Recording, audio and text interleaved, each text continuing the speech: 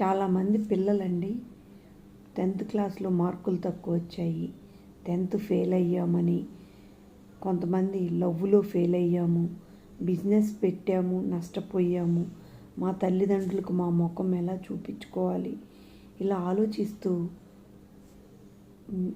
వాళ్ళు ఎలాగైనా మేము చనిపోవాలని సూసైడ్ చేసుకుంటారండి. అసలు మనం గుర్తుపెట్టుకోవాల్సింది ఒకటి, మన తల్లిదండ్రులు బ్రతికేదే మన కోసం అనేది మనం ఆలోచించటం మర్చిపోతాం. 10th ఫెయిల్ అయ్యారా, అమ్మ వచ్చి తిడుతుందా, కొడుతుందా? తర్వాత తనే ఒక మార్గం చూపించి నిన్ను పాస్ చేయటానికి తనే ఒక మార్గం చూపిస్తుంది. మనల్ని తిట్టేది ఎవరు? మన తల్లిదండ్రులే కదా అని స్టూడెంట్స్ గుర్తుపెట్టుకోవాలి. లవ్ ఫెయిల్ అయిన ఆమె ఎవరి కోసమో నీ జీవితం నువ్వెందుకు బలవంత మరణం చేసుకోవాలి?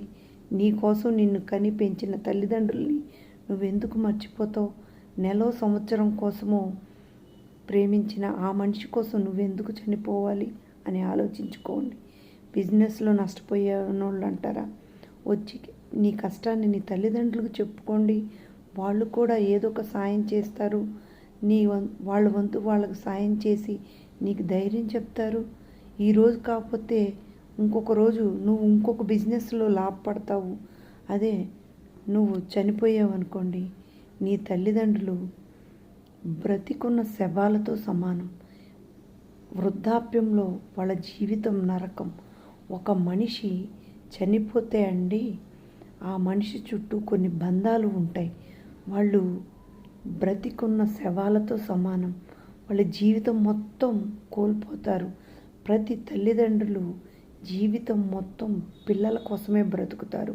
అదే ఇలా తప్పుడు నిర్ణయాలు చేసుకుని మీ జీవితాలను మీరు బలవంతంగా కోల్పోతే వాళ్ళ జీవితాలను కూడా నాశనం చేసిన వాళ్ళు అవుతారు. ఇది ప్రతి ఒక్క సూసైడ్ చేసుకునే ప్రతి ఒక్క విద్యార్థులకు ప్రతి ఒక్కరికి చెప్తున్నా. నేను చెప్పింది నిజమంటారా కాదంటారా?